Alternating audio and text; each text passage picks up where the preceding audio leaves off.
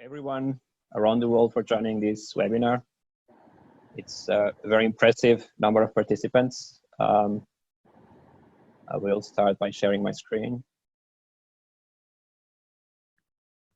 In the next 10 minutes, we'll make you a tour through the world of electrochromics. And in particular, I want to highlight a specific area of electrochromics, which is printed electrochromics.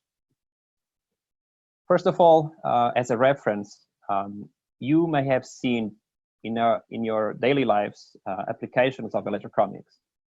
Most of these applications today are used to dim light.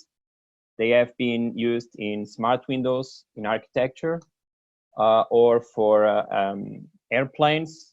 The most recent Boeing airplanes, they are all equipped with electrochromic windows. There's no more shades as before they were. And also in most of the motor vehicles today, they are equipped with a mirror, a dimming rear view mirror that it's one of the best commercial success examples that we have today in electrochromics.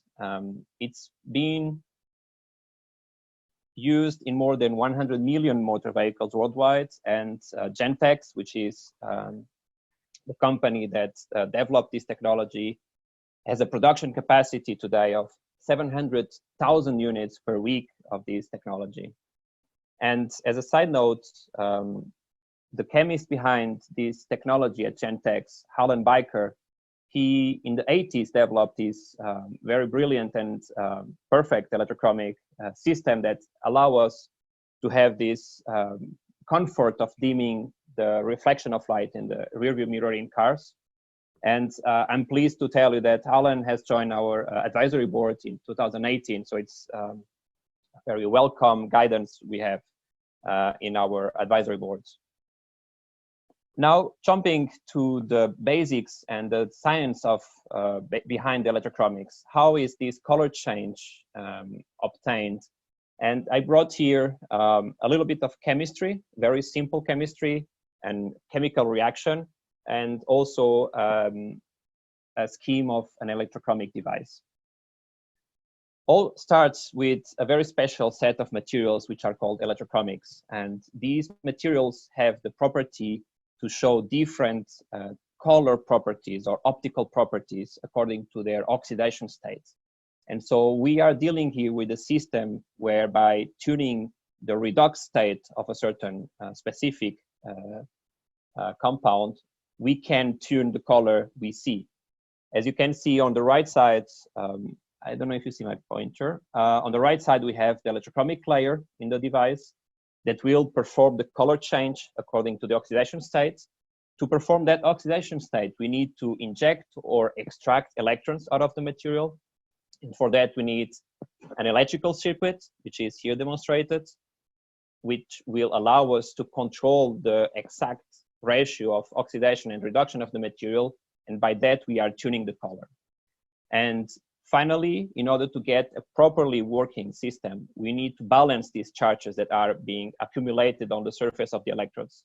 And that's the main function of an electrolyte material that you see here in yellow that is between the two electrodes.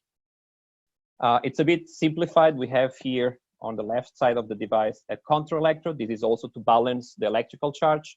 And so we basically have to respect these basic compensation rules. One is electrical compensation, the other is ionic compensation. And if we have all these pieces together, we can create an electrochromic device that will switch between two color states reversibly upon the demand of the user. It's important to highlight that this is a technology which is not dependent on environmental factors. So it's not a system that reacts upon light or upon temperature. So it's only reacting to electricity, which allow us then to command when do we want to see this color change. Coming back to glass panel and glass technology, it is a great starting point, but this is not where we are going as Ynvisible. We are looking to all the learnings that has been done in this field, which is a huge market, it's a huge application, and it has a very noble purpose to save energy consumption in buildings. But we want to expand the applications and the possibilities with electrochromics. And we are moving from the techniques, physical deposition techniques and substrates like glass, into printing techniques, printing electrochromic materials, and using flexible and transparent substrates so that we can build a new product based on the same technology, but with a different form factor, which is a printed electrochromic display. Where do we find uses for this new function, which is low-end information printed display? If we consider these two information extreme technologies, on one side you have static printed graphics, which is an ubiquitous technology around us that has been for centuries with us.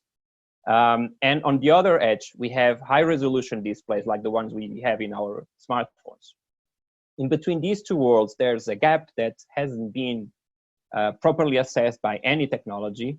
And this is where we we are developing concepts and solutions to empower the already existing printed graphics technology and to make it more functional by having dynamic dots. Sorry.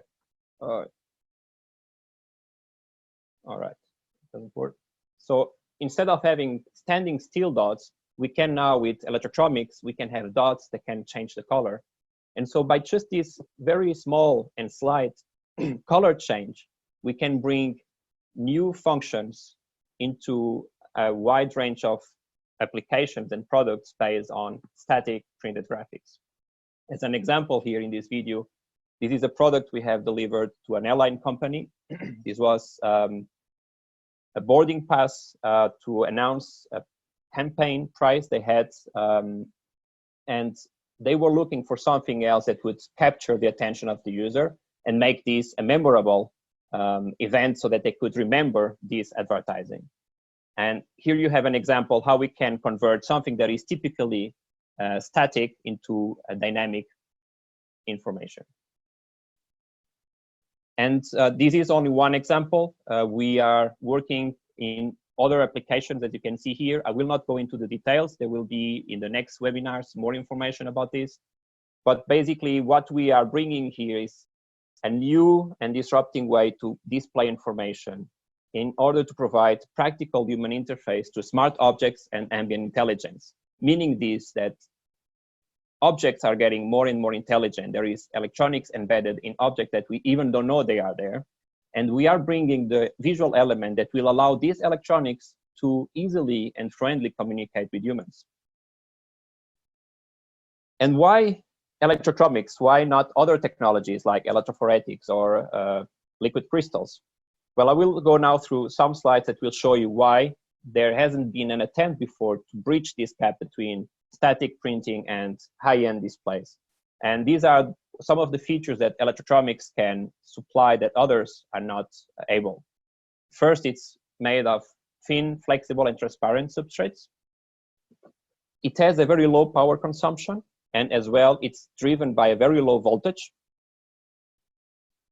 It is a very reliable and robust technology. It can be punctured, it can be teared apart.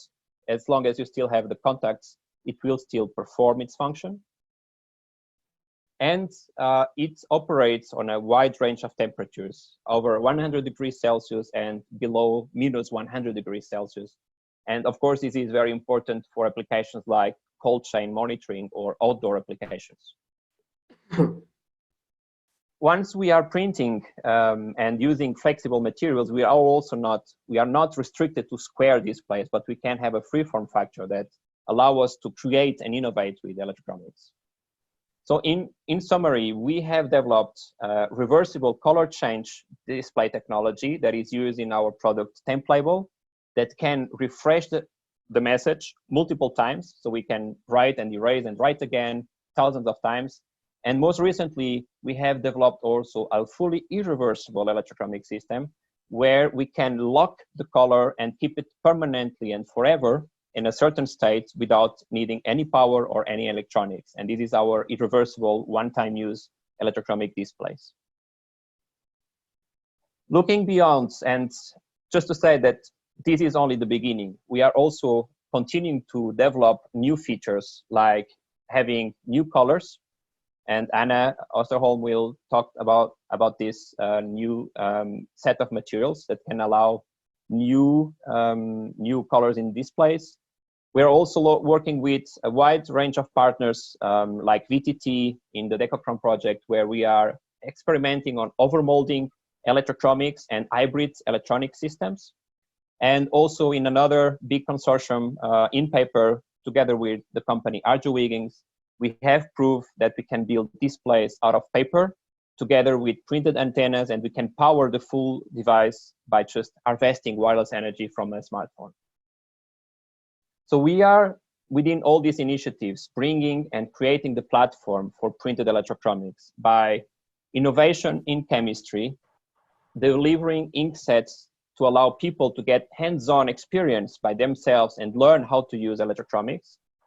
We are developing electrochromic design tools so that the entry barrier is low for people that are not technology informed, or they don't have a background as scientist or engineer. And also we are building the tools to have quality control. So the aim is to really empower and allow industries and markets to adopt and use and produce electrochromics. However, today we can already help you through the process, prototyping, consulting services, printed and high volume manufacturing of displays and other printed electronics. And also we can custom, if the available technologies or chemistries are not fit for your purpose, we can also help to develop these chemistries to your specific need. And to say that all I have talked and all we have developed is not a single effort of our own company. We have been cooperating through the years with many companies, institutes, universities, and this list is expanding on a daily basis, and very soon we will be announcing more partners in this list. And that's all for now. Thank you, Tom.